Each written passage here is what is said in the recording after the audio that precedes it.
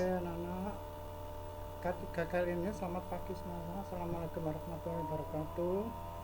Pada bab tentang pembelajaran K3LH untuk program-program sebelumnya sudah ada, tinggal beberapa bab yang untuk semester pertama ini saya dulukan. Nanti setelah itu saya berlanjut ke farmakognosi dan dasar-dasar farmasi sambil jalan, sambil saya juga sembuh, nanti akan diterapkan langsung pada tiap hari Sabtu. Untuk K3LH kali ini saya akan memperkenalkan program keluarga kesehatan ibu dan anak untuk gelombang pertama, sedangkan gelombang kedua masalah keluarga berencana. Ini termasuk kesehatan, keselamatan, dan lingkungan kerja. Ini mengenai kesehatan untuk gelombang pertama, anak. Untuk semester kedua itu mengenai kesehatan dan keselamatan kerja. Adapun definisi maupun kompetensi dasarnya menganalisis, jadi menganalisa apa saja yang termasuk KIA dan keluarga berencana. Menyajikan dalam bentuk data ini harus kamu ke puskesmas menyajikan apa saja yang disajikan untuk program-program keluarga ibu anak maupun keluarga berencana, kesehatan ibu anak maupun keluarga berencana dalam usaha kesehatan masyarakat. Jadi kamu sajikan dalam bentuk data dikatakan sehat, keluarga sejahtera, dan ikut kegiatan keluarga berencana. Datanya berupa grafik, anak-anak. Ini harus kamu mampir ke posyandu ataupun ke puskesmas terdekat, tapi kita nggak perlu jauh itu. Saya akan menyampaikan berdasar analisis dan sajian data yang ada. Oke, anak, pengertiannya upaya di bidang kesehatan yang menyangkut pelayanan dan pemeliharaan ibu hamil, ibu bersalin, menyusui, bayi, anak balita, serta anak prasekolah itu TK itu maksudnya. Berikutnya ada pun tujuan dari kesehatan ibu anak, kemampuan hidup sehat melalui peningkatan derajat kesehatan yang optimal, terutama dalam program pemerintah NKKBS. Dilihat sendiri, norma keluarga kecil bahagia sejahtera, ya. Kalau keluarga bahagia sejahtera dinyatakan keluarga kesehatan ibu anak dengan sehat bukan saja secara fisik tapi juga secara rohani, bahagia sejahtera secara batin. Meningkatnya derajat kesehatan anak menjamin proses tumbuh kembang dengan secara optimal dengan landasan bagi peningkatan kualitas manusia seutuhnya, yaitu jiwa raga. Tujuan khusus ini ada 3: meningkatnya jangkauan pelayanan kesehatan, meningkatnya mutu pelayanan kesehatan, meningkatnya kemampuan dan peran serta masyarakat. Nah, ini saya baca bagian depannya aja, nanti kalau kamu ada soal bisa diulang, dilihat di YouTube lagi ya, karena keterbatasan waktu ini menyebabkan kalau dibaca semua kadang-kadang nggak nututi, karena video ini ada durasinya. Memang dari Bandicamnya sendiri ada keterbatasan waktu. Berikutnya tujuan khusus yang lain, meningkatkan kemampuan ibu dalam hal pengetahuan, ini attitude, anak-anak, sikap dan perilaku. Ada beberapa ibu yang karena faktor ekonomi membunuh anaknya, disekap dengan bantal, ini kan tidak boleh. Berikutnya, meningkatnya upaya pembinaan kesehatan, ya. Ini tujuan khusus yang lain selain yang pertama tadi, anak-anak. Itu ada 3. Tadi memang menyebutkan 3 tujuan khusus, ini tujuan khusus yang lain, jadi total semua ada 5. Berikutnya, pelayanan kesehatan ibu dan anak serta keluarga berencana, yang termasuk pelayanan ini meliputi apa saja, yaitu pemeriksaan ibu hamil, pelayanan persalinan dan postpartum sesudah masa bersalin, ya, orang Jawa nifas itu, anak.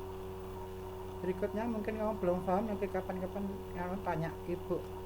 Ini terlalu dini, tapi ini karena pembelajaran tetap disampaikan supaya kamu bisa berhati-hati bahwa keluarga berencana dan kesehatan ibu anak ini begitu diterapkan sebagai edukasi pendidikan di awal kelas 10 di SMA. Ya, akibat risiko yang dihadapi kalau seperti ini gimana akibatnya. Berikutnya pelayanan yang lain, imunisasi, konseling, gizi, kesehatan ibu anak, pemeriksaan calon pengantin. Ini betul anak, calon pengantin ini juga di pelayanan kesehatan karena akan diarahkan tentang kesehatan reproduksi, ya, kesehatan reproduksi yang bertanggung jawab. Lalu terakhir kelas calon temantan.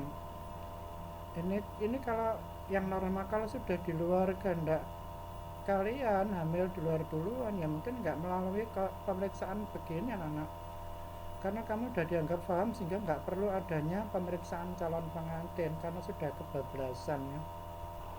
Lalu kunjungan rumah kesehatan ini biasanya untuk skala kecil pada di rumah tangga. Ini salah satu pelayanan yang lain. Pelayanan keluarga berencana, kunjungan rumah kesehatan. Ini biasanya di pos-pos RT ada. Kelas ASI, air susu ibu, pelayanan USG beri hamil. Untuk pelayanan USG itu kehamilan yang bermasalah, kelas-kelas ibu yang berisiko tinggi, salah satunya hipertensi, kelas ibu yang dalam kondisi normal dan baik-baik aja. Berikutnya pelayanan kesehatan peduli remaja, ini yang sudah kebablasan biasanya dikasih pengarahan. Berikutnya kampung KB, bisa kampung KB ini salah satu penekannya untuk edukasi bagi para remaja, ya. Ini tapi di sini dikatakan menekan angka kematian ibu dan bayi. Ini contohnya di Kabupaten Cianjur, masalah menikah di usia muda. Ini yang perlu disampaikan, menjadi fenomena yang bisa dijumpai di banyak daerah di tanah air termasuk di Sidoarjo. Nah, ini salah satu contoh penelitian di Cianjur, dikatakan bahwa kampung KB melalui edukasi di usia muda ini ternyata berhasil menekan angka kematian ibu dan bayi. Bayi yang dikandung oleh usia dini itu rentan terhadap timbulnya kematian anak-anak karena ibunya sudah tidak sehat, ya. Padahal berpotensi meningkatkan angka kematian ibu kalau menikah di usia muda.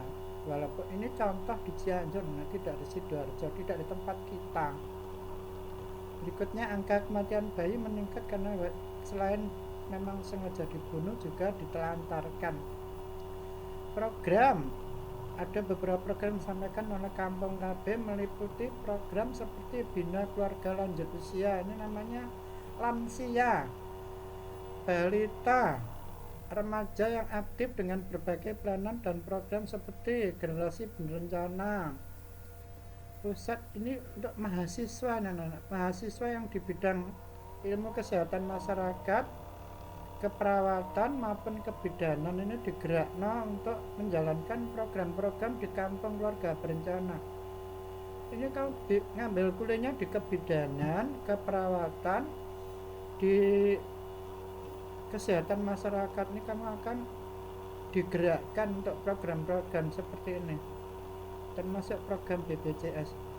Terakhir pendidikan usia dini dan juga wajib belajar 12 tahun, ini programnya, ya. Tapi banyak diantara kita perlu kalian ketahui, di sekitaran kita aja loh banyak anak tidak bisa bersekolah sampai 12 tahun karena keterbatasan dana, transportasi dan lain sebagainya.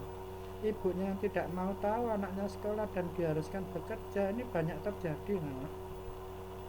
Oke, sekarang ditunggu lanjutannya. Bab yang berikutnya adalah mengenai keluarga berencana. Semoga bermanfaat. Saya ulang untuk program-program seperti ini. Oke, terima kasih atas perhatiannya. Semoga menjadi berkah dalam pembelajaran ini agar kita sebagai remaja yang sehat